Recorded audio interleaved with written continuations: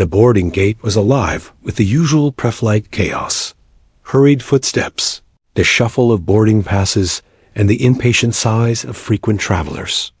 Parents wrangled restless children, business professionals tapped endlessly on phones, and flight attendants stood at the entryway with practiced smiles that balanced warmth with efficiency. Amid the hum of voices and the rolling of suitcases, one man blended in so completely that he seemed almost invisible. He carried no flashy luggage, just a small, scuffed backpack slung over one shoulder. In his other hand, he held the soft, well-worn stuffed animal his son insisted on bringing everywhere. The toy, a faded blue rabbit, with one ear bent permanently sideways, had survived more airports and bus rides than most adults. For the boy, it was comfort. For the father, it was a reminder of the fragility of childhood.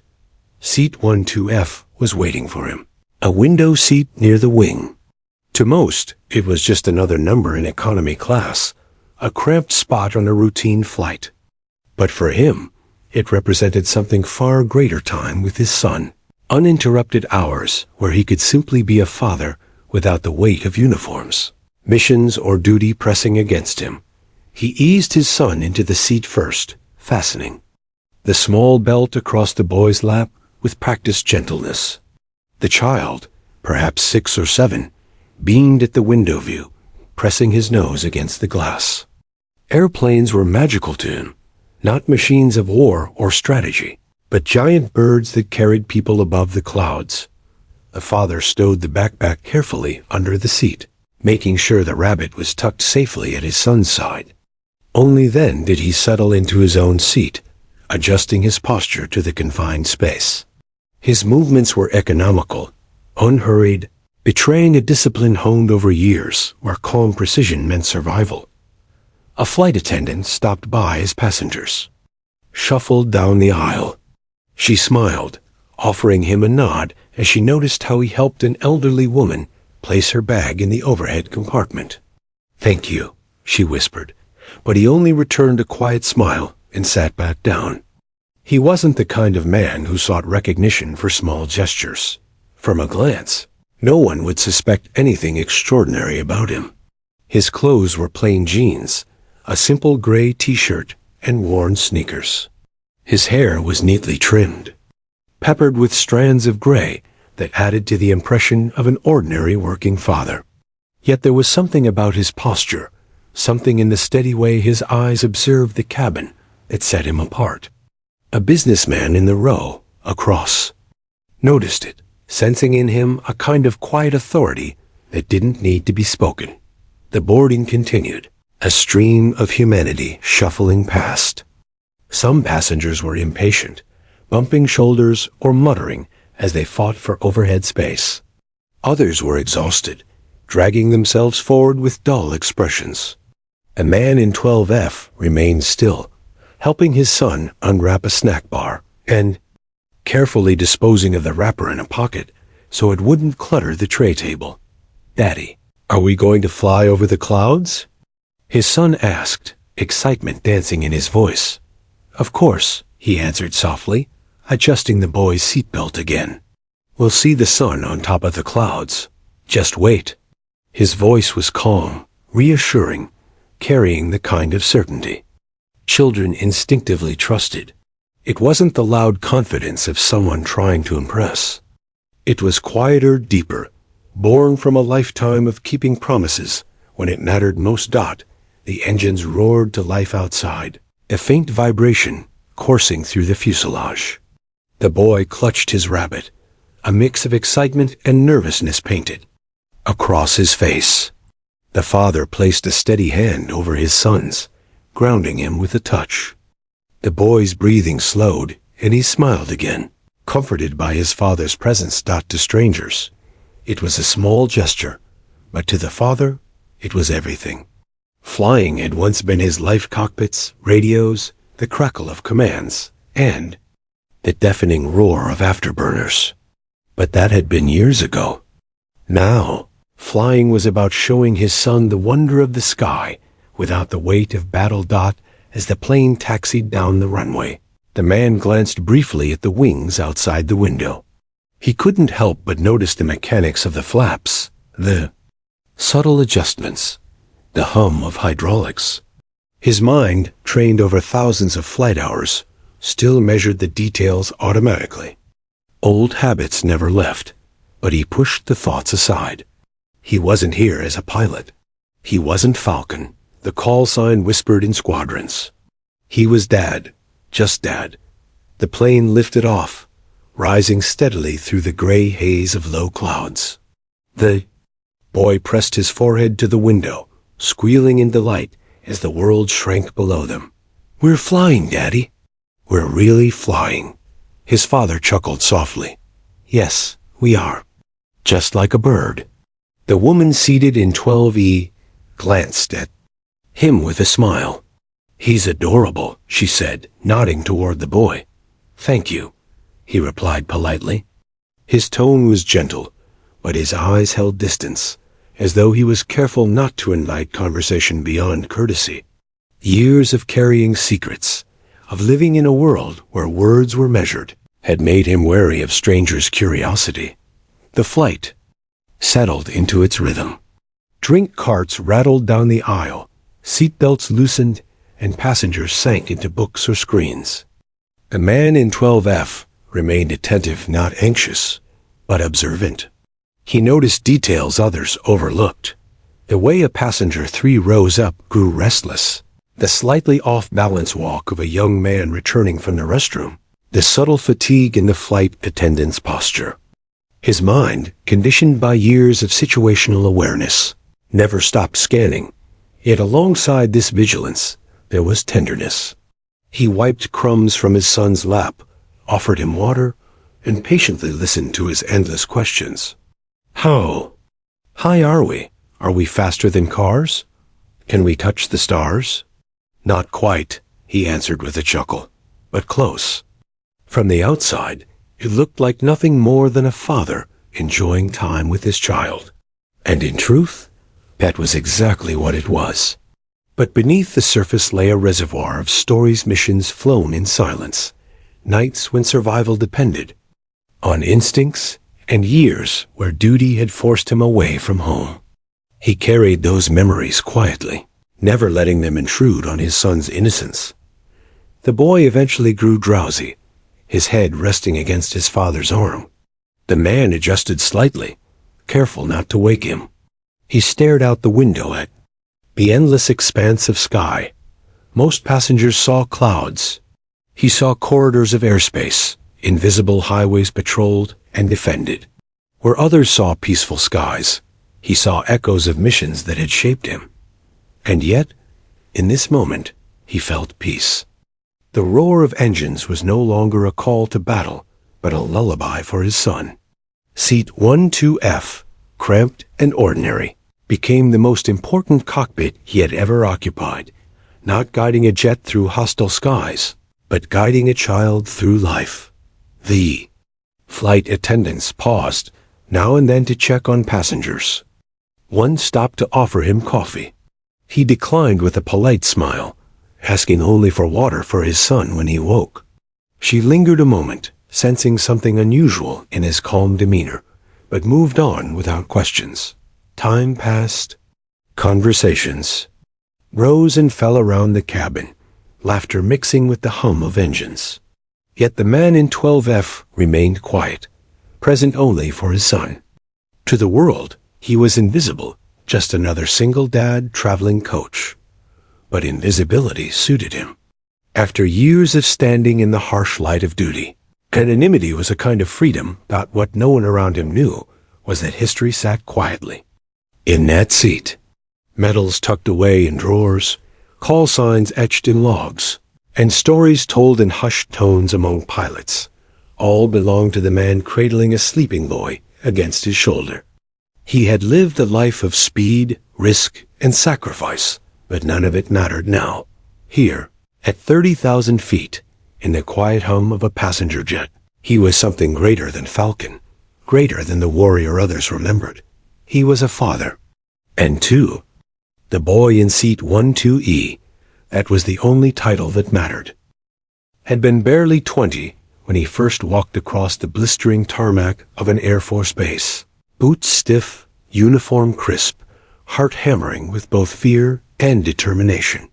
He still remembered the smell of jet fuel mixed with the desert sun, the metallic clang of hangar doors, and the bark of instructors who seemed carved from stone. To most young recruits, the days were grueling. To him, they were necessary. He wanted to fly, not for glory, not even for adventure, but for something deeper. Flying was freedom, and for him, freedom meant purpose. The years that followed were consumed by training. He pushed through fatigue, through endless hours of drills and study, through the unforgiving process of becoming not just a pilot, but a warrior in the sky. He learned to read clouds like maps, to interpret radar blips in fractions of seconds, to trust his instincts when technology faltered. There was no room for hesitation. Hesitation was death. By the time he earned his wings, his name had already begun to circulate.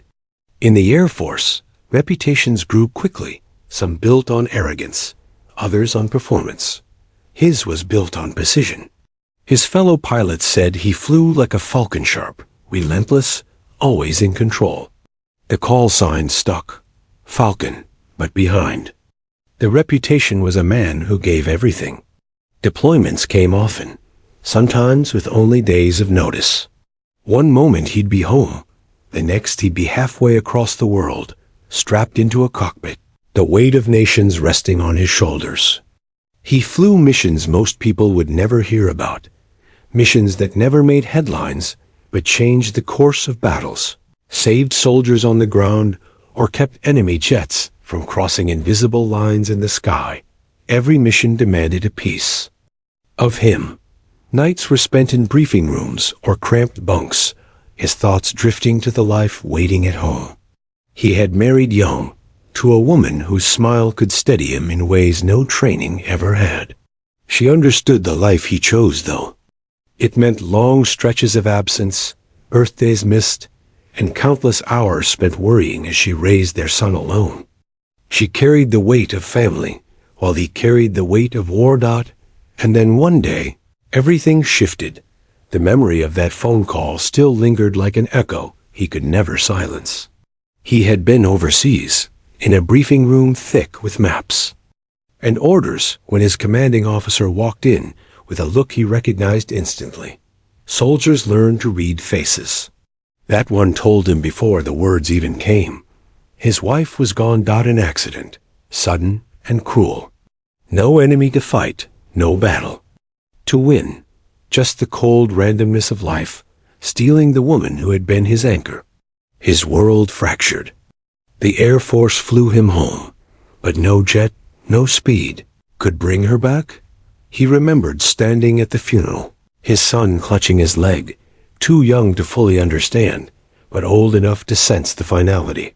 He stood there in uniform, medals on his chest, but none of it meant anything. Not when the person who made sacrifice bearable was gone. From that day, every mission became heavier. Each deployment tore at him, not just as a pilot, but as a father. Every time he strapped into the cockpit, he knew the risk wasn't just his. If he didn't come back, his son would lose both parents. That thought haunted him more than enemy aircraft, more than anti-air defenses, more than the weight of responsibility he already carried. He continued to fly because duty didn't pause for grief. But each time, he left a piece of himself behind. His son grew in fragments. First words, first steps, birthdays, moments he caught in grainy videos and photos sent across continents. The boy's childhood unfolded in the spaces between deployments. And each time he returned home, he saw how much he had missed. The Air Force praised his discipline, his unwavering precision. His call sign was spoken with respect, even awe. Yet behind closed doors, he wrestled with the guilt of absence. He was a warrior in the skies, but at home, he often felt like a ghost, a shadow flickering in and out of his son's life. Finally, the choice could no longer be delayed. He had given his country years of his life, blood, sweat, and more memories than he cared to keep. But his son needed more than a shadow. He needed a father who was present. The decision to leave was not easy. Pilots like him rarely stepped away. The sky was both a calling and a curse. Yet for the first time, he chose differently. He turned in his wings quietly, without ceremony, without announcement. The Air Force offered promotions, roles that would keep him grounded, but still in uniform. He declined. What good was rank if it kept him away from the one mission he could never afford to fail? Civilian life was not simple. He worked jobs that seemed mundane compared to the adrenaline of flight.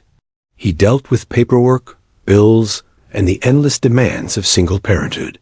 But in those struggles, he found something no mission had ever given him: purpose rooted in love. Each night he tucked his son into bed. Each morning he packed a lunchbox. He felt the reward of presence. Still, the past never disappeared. Sometimes, in the quiet hours of night, he would wake with the sound of engines in his ears, his body tense as if he were still in the cockpit. He carried the weight of comrades lost, of missions survived by fractions of seconds. He never spoke of those nights to his son. Some sacrifices were invisible, carried silently, so the next generation could live freely. Now, sitting in seat 12F with his child beside him, he reflected on those years. To the passengers around him, he was just another father traveling with his boy. They couldn't see the scars, the memories, the sacrifices layered beneath the surface. They saw only the present, a quiet man, gentle with his son, careful with his words. And that was how he preferred it. Recognition was nothing compared to the joy of hearing his son's laughter, of watching him marvel at the clouds. He didn't need strangers to know who Falcon had been.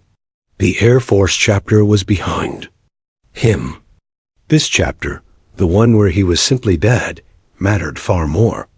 Still, as the planes soared through the sky, a part of him couldn't help but remember. The air was different up here, thinner, pure. He could almost imagine the cockpit around him, the HUD glowing green, the radio crackling with terse commands. He could almost feel the weight of the stick in his hands, the tension in his chest as he pushed himself and his machine to the edge. Almost. But then his son stirred, murmuring in his sleep, clutching the stuffed rabbit tighter.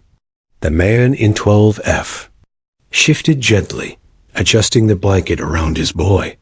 The cockpit dissolved. The past faded. He was no longer Falcon. He was just a father, exactly where he needed to be. The flight had settled into its natural rhythm. Passengers were comfortably sunk into their seats, trays balanced with plastic cups of soda and bags of pretzels. Children fiddled with coloring books, businessmen tapped on laptops, and the faint glow of movie screens cast soft blue light across rows of quiet faces. The cabin, filled earlier with the rustle of boarding and the rush of takeoff, now hummed with the steady, lulling drone of engines. In seat 12F, the single father leaned slightly toward the window, his son sleeping peacefully at his side. The boy's small chest rose and fell steadily, one arm draped protectively around his worn blue rabbit. The father let his hand rest gently on his son's shoulder, a silent reassurance that he was there, that he wasn't going anywhere. He had begun to drift into his own quiet thoughts when the intercom crackled. The captain's voice, deep and composed, filled the cabin. "Ladies and gentlemen," it began, "we hope you're enjoying your flight with us today. I wanted to take a brief moment to acknowledge someone very subtle traveling on board." Passengers shifted slightly, curious. Some paused their movies, others lowered headphones. A few looked up from their books with faint annoyance, expecting perhaps a plug for the airline's loyalty program. But the captain's tone was different, more respectful, deliberate. "There is a passenger traveling with us today, whose name some of you may not know," the captain continued. but whose call sign you might recognize. In the Air Force, he was known simply as Falcon. The name hung in the air like an electric current. For most of the passengers, it was just a word, a title that carried little meaning.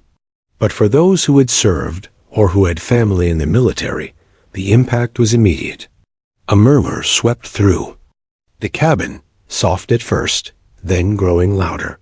Heads turned, eyes darted from row to row, searching. "Falcon?" whispered a man 3 rows back, his voice trembling with recognition. He nudged his wife, eyes widening. "I've heard that name. He flew missions overseas, big ones." A younger man in aisle 11 pulled out his phone, searching furiously, as though confirmation might lie in an article or forum post. An older veteran, seated across the aisle from 12F, straightened instantly, his spine stiffening as if years of military discipline surged back in an instant. His eyes scanned the rows until they landed on the quiet figure near the window. The father felt the shift immediately. He didn't move, didn't change expression, but inside, a familiar unease stirred. Recognition was the last thing he wanted. He had lived years in the shadows since leaving service, deliberately choosing the quiet path of anonymity. He wanted to be a father, not a figure of legend whispered about by strangers at 30,000 feet. Still, there it was. His call sign, spoken aloud in a commercial airplane, echoing down the narrow cabin. He lowered his gaze, hoping to avoid eye contact. The boy stirred faintly beside him, but remained asleep, blissfully unaware of the sudden storm of curiosity brewing around them. "Where is he?" a passenger whispered. "Who is it?" The businessman seated in 12D leaned slightly forward, peering. Past the woman in 12 East, his eyes landed on the quiet man by the window, calm posture, steady presence, the kind of stillness that seemed almost unnatural in a place filled with restless bodies. He frowned, realization dawning. "It's you, isn't it?" The veteran across the aisle finally said, his voice low but carrying weight. The father turned his head slowly, meeting the man's eyes. For a moment, neither spoke. The veteran's gaze held respect, almost reverence, but the father's was guarded. He gave the faintest shake of his head, a gesture that seemed to say, "Please, not here. Not now." But the cabin was alive with whispers now. The name had spread row by row, passengers leaning into each other, piecing together fragments of rumor. Falcon, the pilot? Wasn't he part of that mission in? I read about him once. Some kind of legend. No way. That guy? Seat 12F? The father exhaled slowly, steadying himself. This was not combat, not an ambush, but it felt oddly similar. The sense of being surrounded, of attention closing in. He had faced missiles, enemy fighters, the weight of split-second choices. Yet, in this moment, he felt almost more exposed than he had in the cockpit. The captain's voice returned briefly. "We thank Falcon for his service and for the sacrifices made not only by him, but by his family. We are honored to have him with U.S. today." The intercom clicked off. A hush lingered in the wake of those words. Heavy with respect, the veteran across the aisle lifted a hand slowly, fingers straightening into a quiet salute. His movements were deliberate, not theatrical, but precise, the kind of salute that came from years of practice, not ceremony. His eyes never left the man in 12F. The father's throat tightened. He returned the gesture with the barest nod, not raising his hand, not inviting more attention. He appreciated the respect, but he wanted none of the spotlight. Not here, not with his son beside him. Yet whispers continued, some respectful, others hungry with curiosity. A teenager whispered loudly enough for several rows to hear, "Dude, we're on the same plane as a legend." A woman across the aisle dabbed at her eyes, moved by something she couldn't fully explain. The businessman in 12D studied him as though trying to memorize every detail, perhaps to tell the story later. The father shifted slightly, placing a protective arm around his sleeping boy. He wanted the child shielded from this moment, wanted him to wake with only the memory of clouds and rabbits, not strangers whispering about his father's past. Inside, memories unspooled against his will. Missions he had buried in silence resurfaced. Adrenaline of launches, the crackle of tense radio calls, the icy calm required when everything hinged on his next move. He remembered the faces of those who had flown with him, the comrades who had called him Falcon with both trust and pride. Some of them never returned. Their names haunted him far more than his own ever could. The call sign was not just a word. It was a mantle, heavy with ghosts. And now, on a commercial flight filled with ordinary people, it had been spoken aloud, reviving a part of him he had tried to leave behind. He closed his eyes briefly, steadying his breath. He could feel the weight of passengers' eyes, the invisible pull of recognition. But when he opened them again, his gaze fell not on them, but on his son's sleeping face. That was his anchor. That was his mission now. He leaned back in his seat, ignoring the whispers, the searching eyes, the speculative glances. Let them talk. Let them wonder. They could call him Falcon. They could whisper about the legend. But in seat 12F, he was just Dad, and nothing, no call sign, no announcement would ever change that. Still, deep in his chest, he knew this was only the beginning. A name had been spoken. And once Falcon was called, recognition had a way of following, no matter how far one tried to hide. The name lingered long after the captain's voice faded. Falcon. For some, it was only a curiosity. For others, it was a legend awakened from the past. But for the man in seat 12F, it was something heavier. It was a door opening to memories he had worked tirelessly to keep shut. He leaned back into the narrow seat, feeling the familiar tightness in his chest. His son slept peacefully beside him, oblivious to the whispers that buzzed softly around the cabin. The boy's cheek rested against the rabbit's worn ear, lips parted in the deep breathing of childhood dreams. The father envied him the freedom to sleep unburdened by shadows. But shadows did not sleep. They stirred, unbidden, as the call. Sign echoed in his mind, Falcon. He closed his eyes, and the present slipped away. It was night in the desert.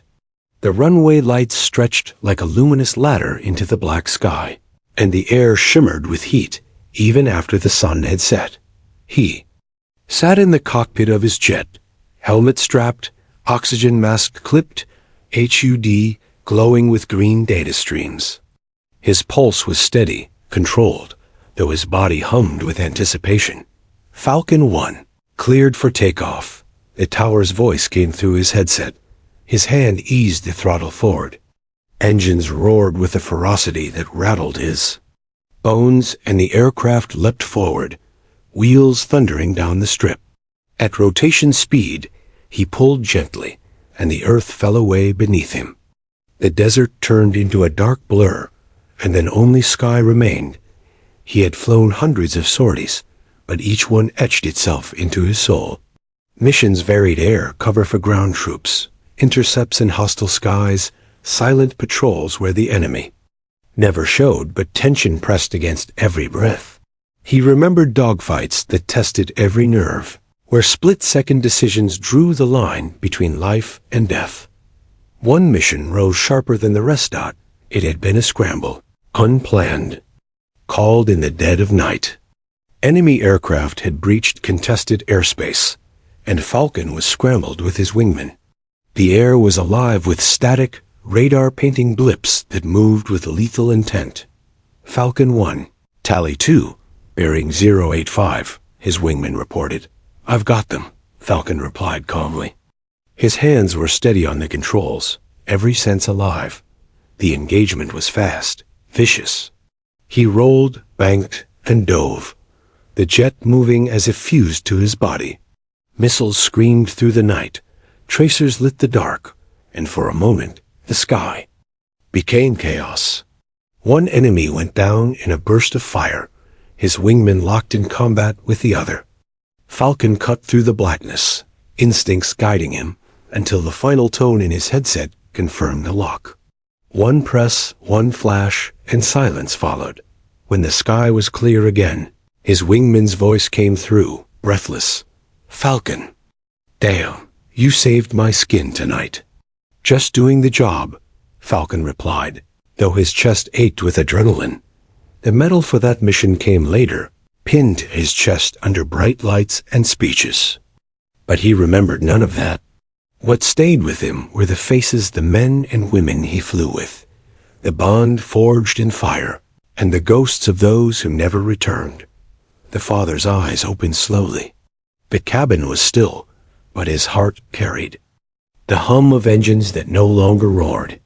He took a slow breath, grounding himself in the present.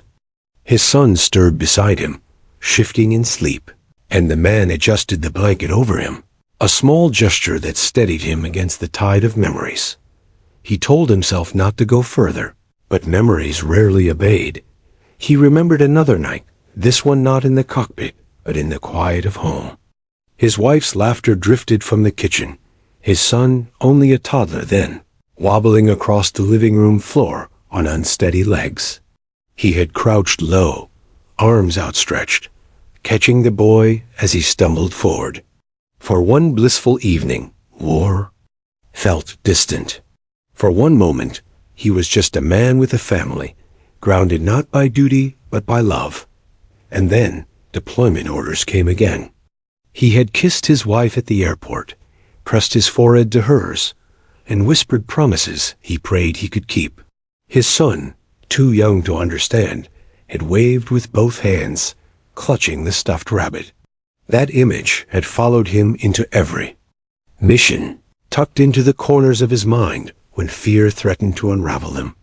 Then came the call, the one that changed everything. He could still feel the hollow silence of that briefing room, the commander's grave expression. He remembered the words, but never their sequence, because his mind had frozen at the core truth. She was gone. A single accident, sudden and senseless, had rewritten his life. He had flown back home in a daze, medals and call signs meaningless in the face of grief. The funeral blurred together flags, folded cloth, sympathetic words that felt like static.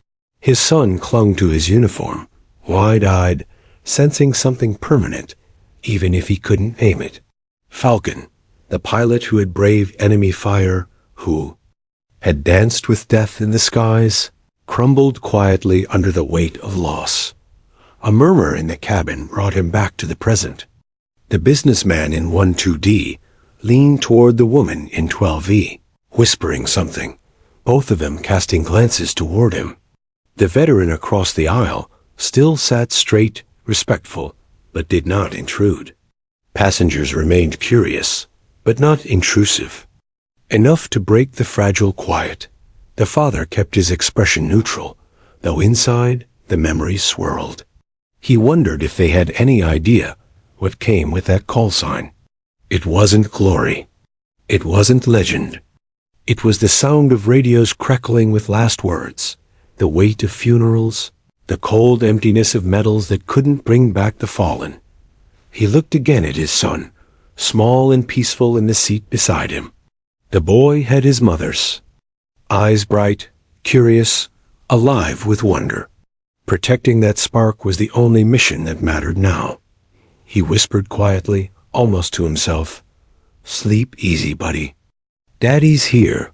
For years, Falcon had been a name spoken in briefing rooms, in hushed tones among pilots who knew the cost of war. But here, at 30,000 feet in a passenger jet, that call sign wasn't a legend. It was a burden. And yet, paradoxically, it was also a reminder. He had survived enough to sit here, to hold his son's hand, to carry the weight so his boy never had to. The memories had returned, unbidden, vivid, and sharp. But this time, they didn't own him. They reminded him of who he had been, of what he had lost, and most importantly, of why he had chosen this new life. Falcon was history. Dad was the future dot, and as the engines hummed, carrying them higher into the night, he let the memories fade again, holding on to the only mission that truly mattered now, the little boy asleep beside him, dreaming of clouds. The hum of the engines was steady, rhythmic, and almost hypnotic, carrying the commercial airliner smoothly above the clouds. Most passengers had settled into the lull of cruising altitude. Headphones on, books open, soft chatter here and there.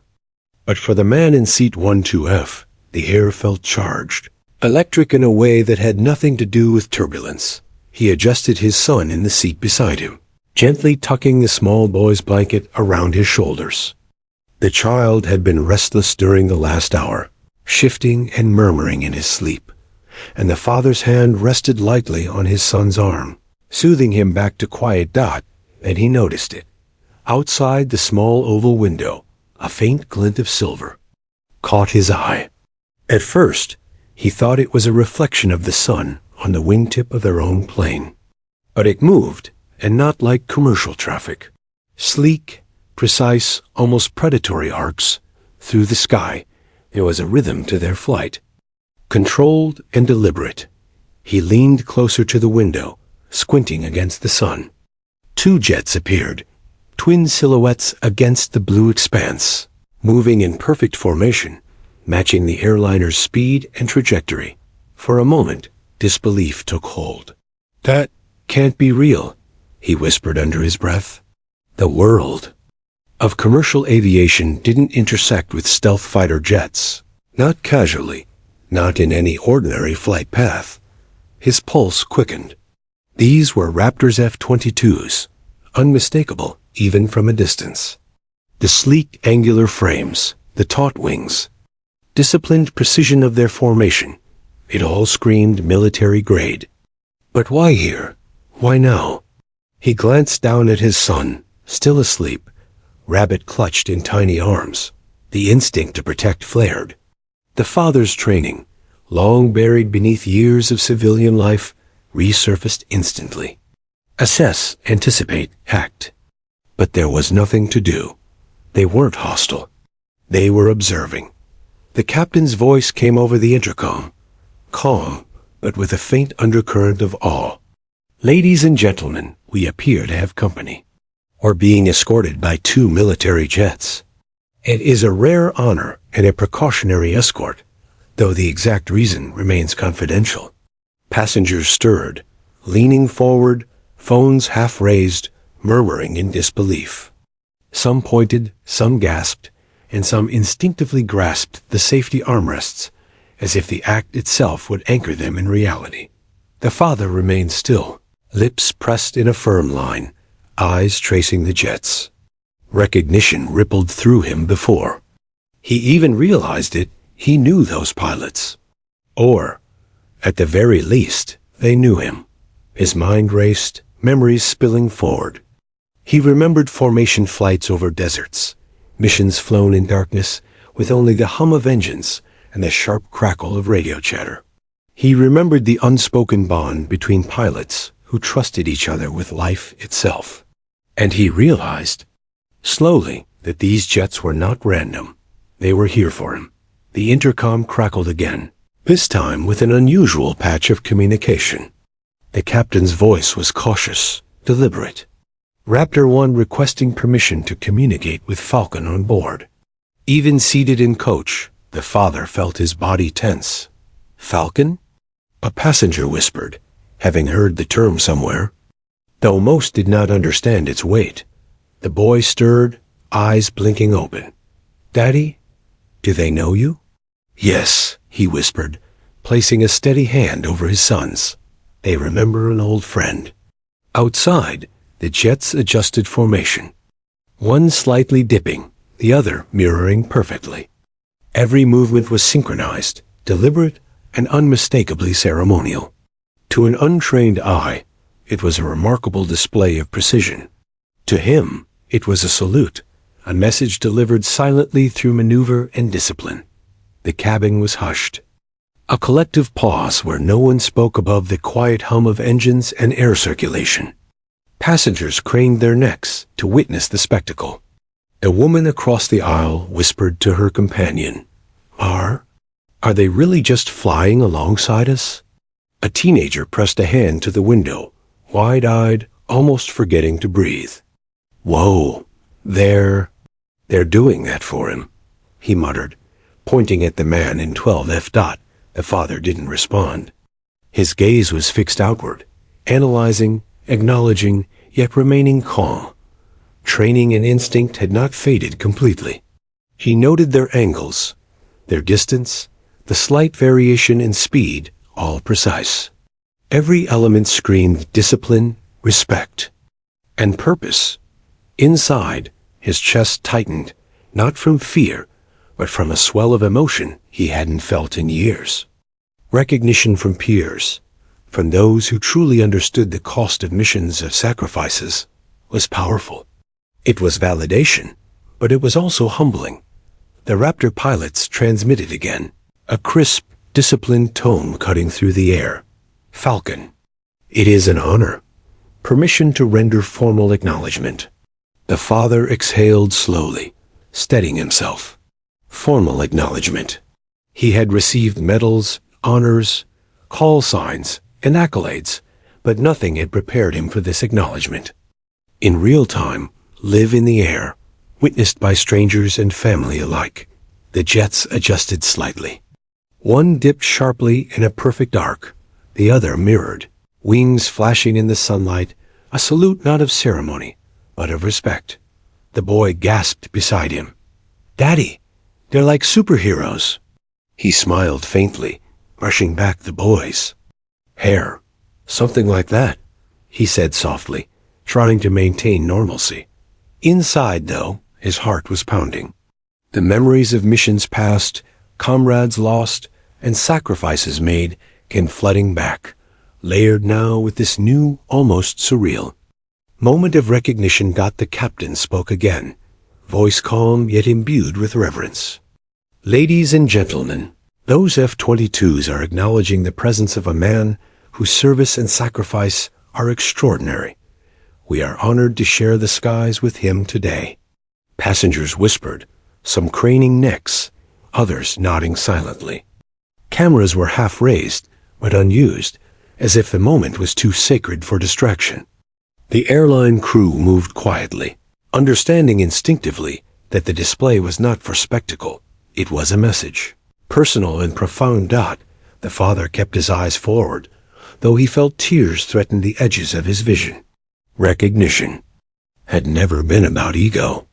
It had always been about accountability, responsibility, and survival. Today, it was about acknowledgement. And acknowledgement, he realized, had a power he had underestimated. The jets began to fall back slightly, maintaining visual, but moving into position to escort him only partway. Even so, every passenger could feel the weight of their presence. The father glanced at the boy, who had nestled his head into his chest, still clutching the rabbit. You see them? He whispered. They're giving a salute. Why? The boy asked, small voice filled with curiosity. Because, buddy, the father said softly, sometimes people notice the things you do when no one's looking. Sometimes they remember. That's what they're saying. The boy nodded solemnly, perhaps understanding more than he should. The father smiled faintly, pressing a kiss to the boy's temple. Minutes passed like hours, the jets eventually pulling away, leaving the commercial plane in its own solitary path. But the impression lingered. The hush in the cabin, the reverence in the passenger's eyes, and the weight of history pressed against the man in seat 12F. He let himself exhale, a long, steady breath. For years, he had carried the burden of duty, of missions completed and comrades lost.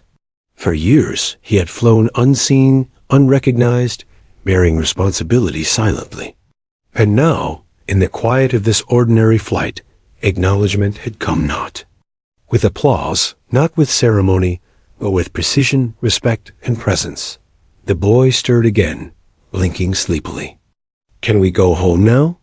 He murmured. Double quotes. "Yes, buddy," he whispered, brushing the boy's hair back. Home. The father leaned back, eyes closing briefly. Falcon was history.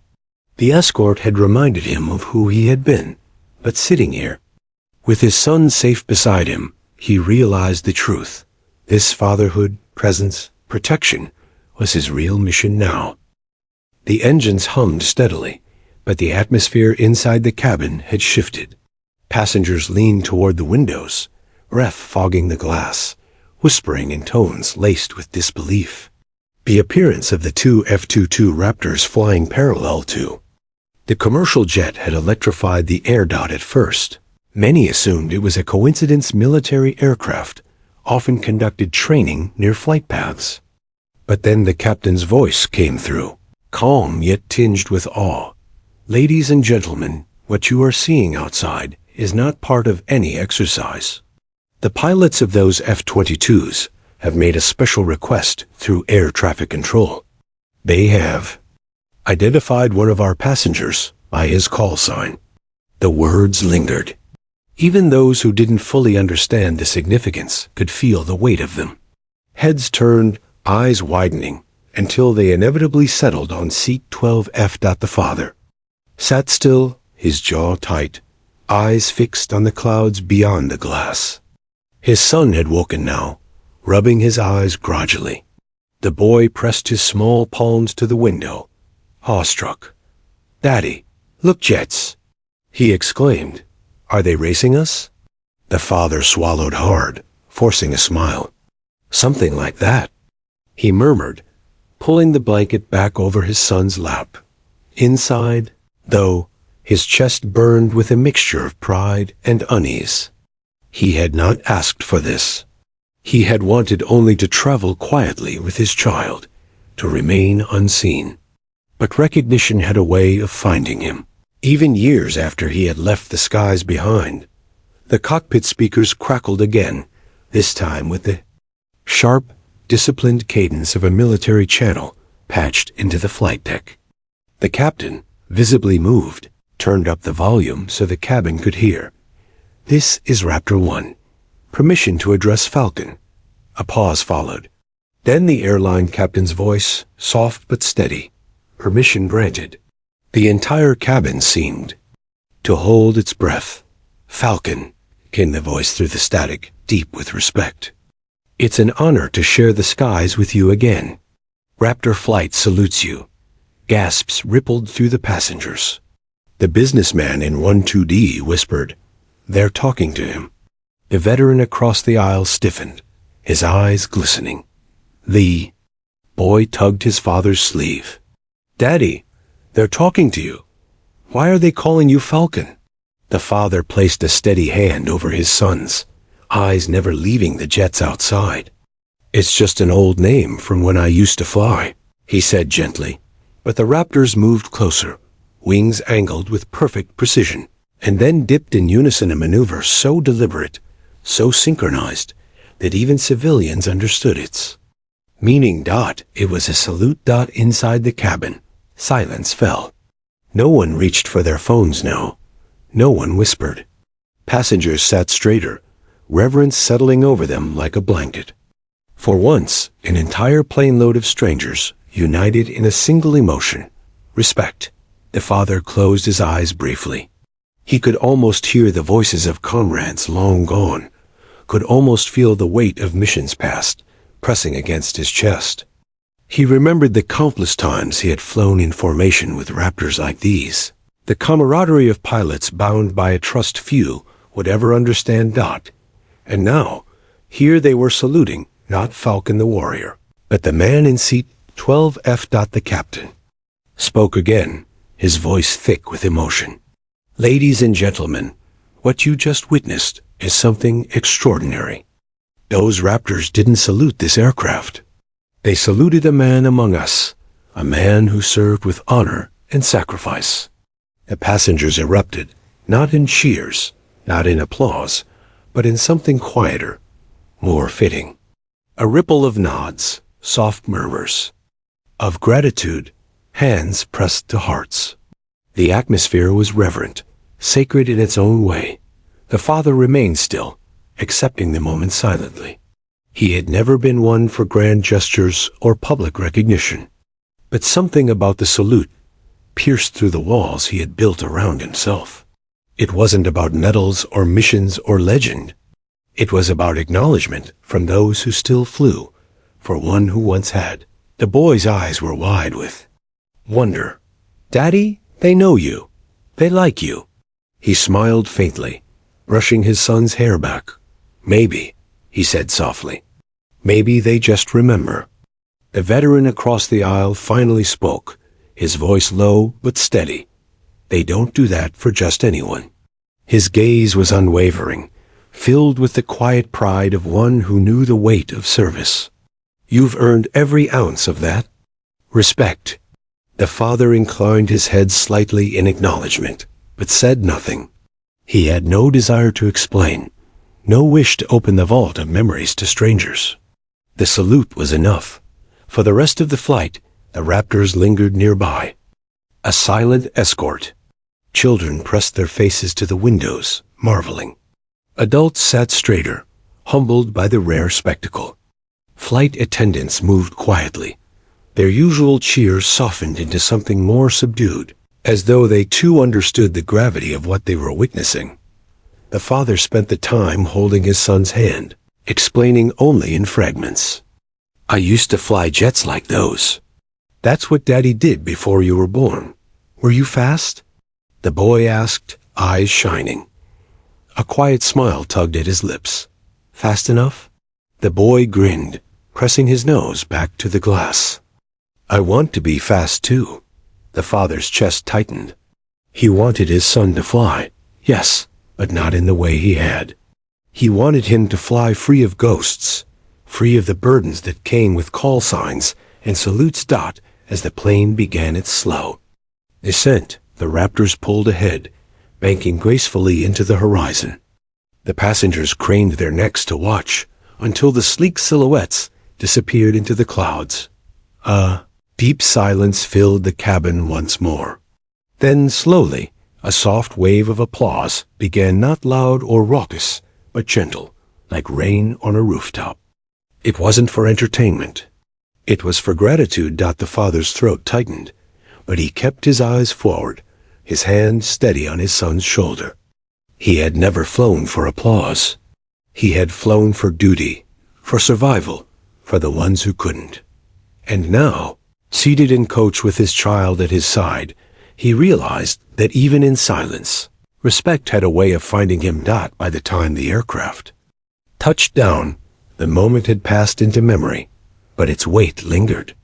The passengers filed off quietly, many casting one last glance at 12F. Some wanted to speak, to thank him, but most held back, sensing that the greatest honor they could give him was silence. For the man himself, it was another reminder of who he had been and of who he had become. The salute wasn't just for Falcon. It was for the sacrifices, the losses, the battles fought in skies where no one else could see. But as he gathered his son's rabbit, buckled his backpack, and prepared to leave the plane, he reminded himself of the truth. Falcon was a chapter. Fatherhood was the mission, and sitting in seat 12F, holding the small hand of his boy, he knew it was the most important mission of all. The descent was smooth, yet it carried a gravity that seemed to hang over the entire cabin. Outside the window, the world below slowly took shape. Sprawling runways, taxiways crisscrossing like metallic ribbons, and service vehicles moving in. Precise choreography. For most passengers, it was the familiar final act of any flight. For the man in seat 12F, it was something far more profound. He adjusted his son's seatbelt, gently brushing back strands of hair that had fallen across the boy's forehead. The little boy yawned, curling closer to the stuffed rabbit. "We landing soon, Daddy?" he murmured. "Almost," the father replied, keeping his tone light, hiding the swell of emotion building in his chest. Every mile descended, brought them closer to the world outside, a world that seemed simultaneously ordinary and extraordinary. After the events of the flight, the Raptor escort had disappeared moments earlier, climbing into the horizon, leaving streaks of jet trails fading against the afternoon sun. The captain's voice came over the intercom, calm but slightly imbued with awe. "Ladies and gentlemen, we are beginning our final approach. Please return your seats and tray tables to their upright position. And for those who witnessed the extraordinary escort, know you are part of something rare today." Passengers whispered among themselves, still processing what they had seen. Some clutched phones tightly, wishing to record or share the moment. Others simply gazed out the windows, humbled by the silent tribute. The father's gaze remained fixed ahead, though his mind replayed the salute from the F-22s. Every dip of the wings, every disciplined maneuver, was a testament to years of shared service and sacrifice. He had never sought recognition, yet the universe had its way of acknowledging what could not be ignored. The wheels touched the tarmac smoothly. The landing gear hissed, brakes hissed, and the engines throttled down. Applause broke out across the cabin, soft but persistent, a human acknowledgement of courage, dedication, and honor. The father shifted slightly, adjusting his grip on his son's hand. His boy stirred again, blinking sleepily, eyes wide with wonder. "Daddy, did they really salute you?" he whispered. The man smiled faintly, brushing the boy's hair back once more. "Yes, they did. But remember, that's not why we fly or why we serve. That moment, it's for the people we protect and for the memories we carry. The rest, it's just noise."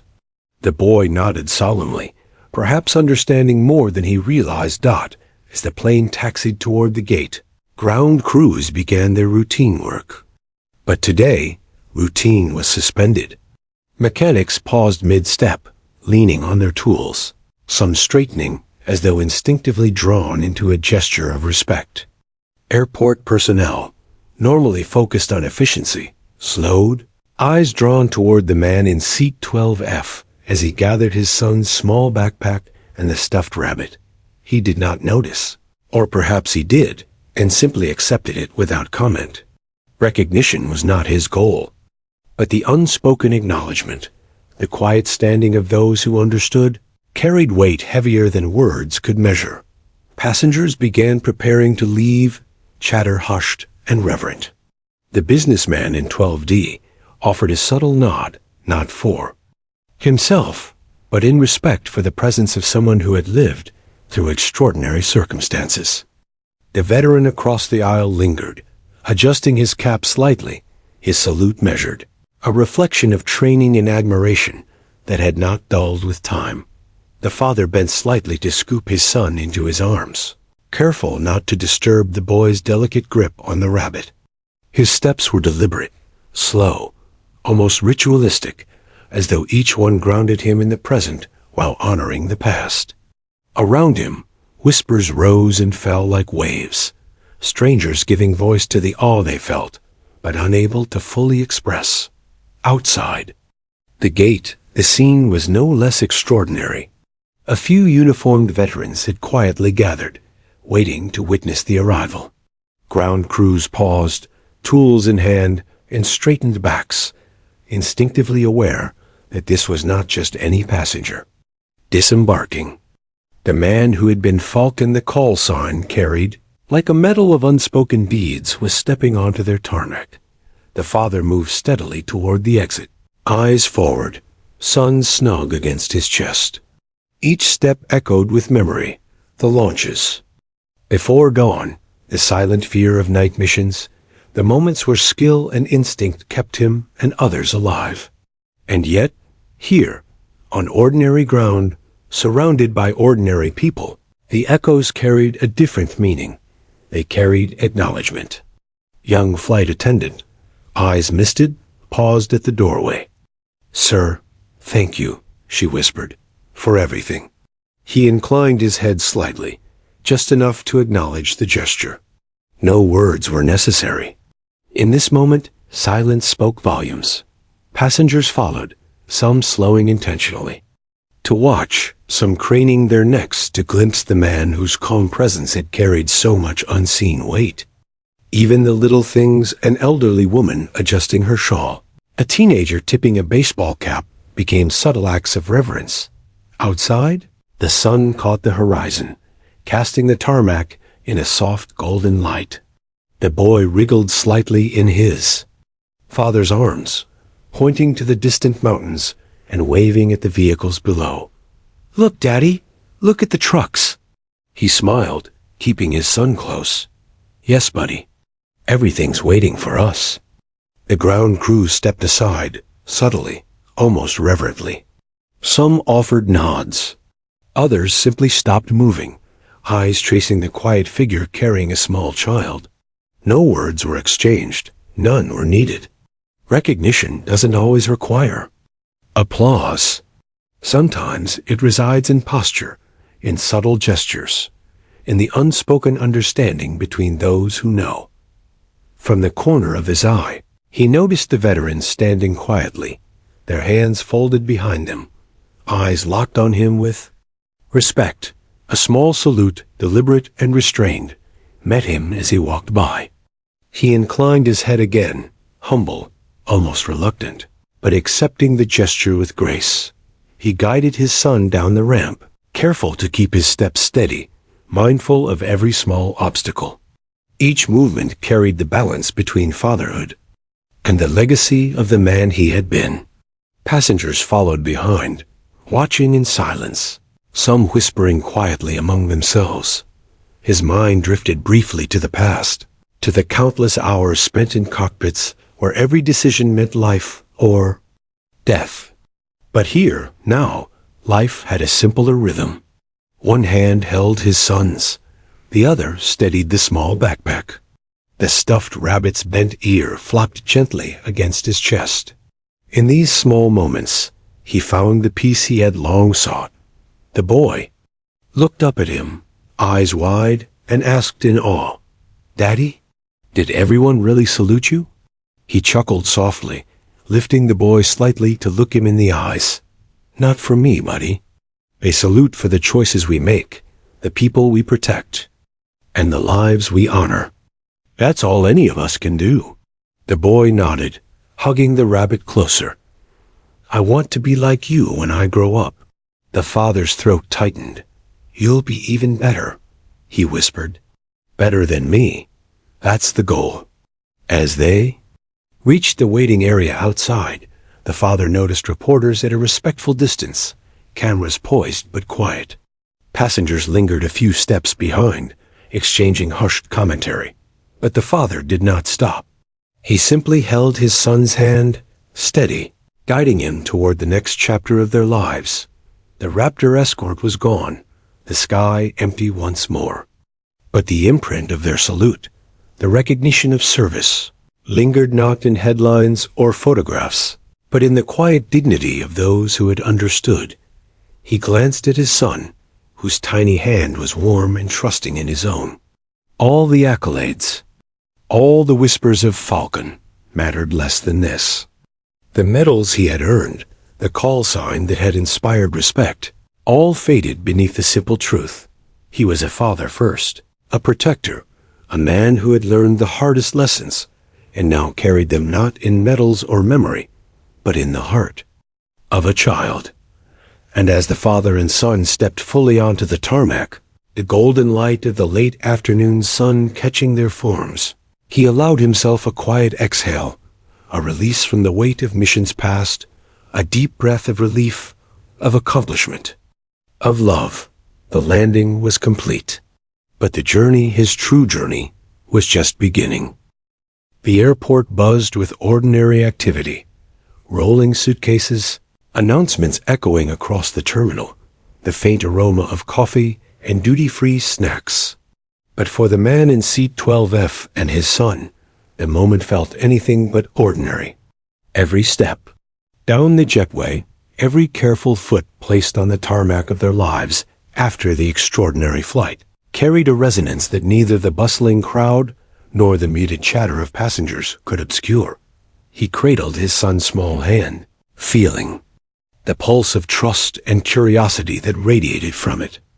The boy, still clutching the rabbit with one hand, kept glancing around, wide-eyed, as if expecting more jets to appear, more salutes to echo across the sky. "Daddy," the boy whispered, "does everyone always know your falcon?" The father smiled softly, glancing down.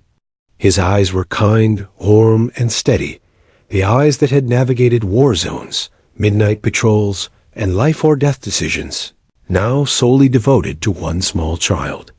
"No, buddy, only sometimes," he said. "And it's not the name that matters, it's what you do, the choices you make, and the people you take care of." For years, the man had been known to the world, or at least to a select part of it, as Falcon, a name synonymous with precision, bravery, and calm in the chaos of the skies. He had worn it like armor, relied on it like instinct, and in its shadow had survived missions that would haunt most men forever. But in this quiet moment, the weight of legend had little significance. The call sign did not protect him anymore. Only the presence of his son did dot as they approached the terminal.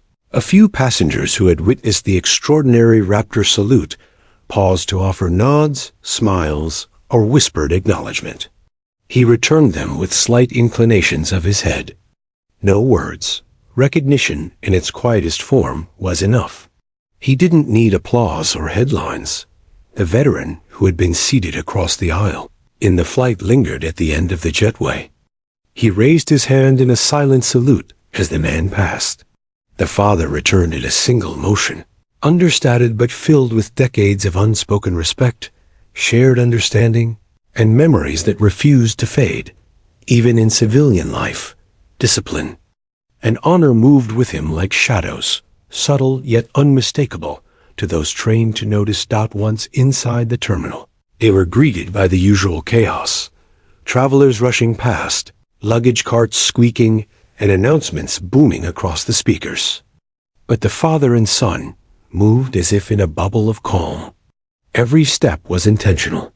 Every glance toward the boy was an affirmation of presence, a reminder that this life, unlike his missions in the sky, was not measured by speed or precision, but by love and attention.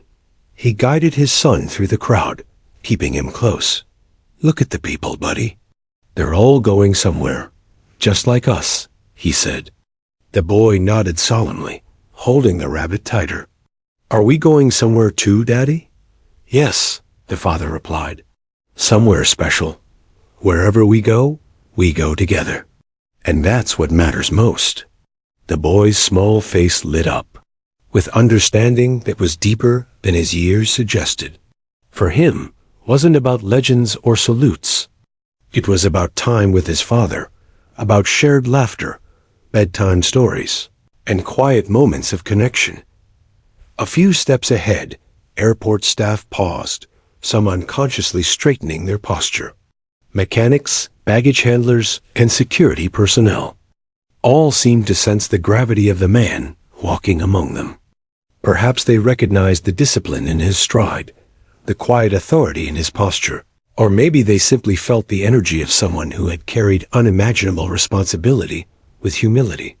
"Falcon," a low voice murmured behind him. The father turned slightly, offering a faint nod to acknowledge, then continued. No one followed him, no crowds pressed close. The respect was subtle, dignified, unspoken. And that was exactly how he wanted it. He had flown missions where lives hung on decisions no one else could understand. He had felt the roar of engines, the cold night air, and the isolation of the cockpit. Recognition had never been part of the equation. It had never mattered. What mattered now, in these quiet steps through an airport terminal, was different. The boy tugged at his father's sleeve, pointing toward the arrivals gate. "Daddy, look, are we home?" The father smiled, leaning down to meet his son's gaze. "We're home, buddy. Right here, with each other." The boy's eyes sparkled with excitement and relief. He didn't understand the full story of Falcon's past, the sacrifices, the loss, or the missions flown across distant skies. He only understood presence, protection, and love. And in that understanding, the father found a measure of peace he hadn't felt in years. He had survived war zones, deadly skies, and countless nights filled with anxiety and loss. Yet nothing had tested him as profoundly or rewarded him as fully as the role of a single parent.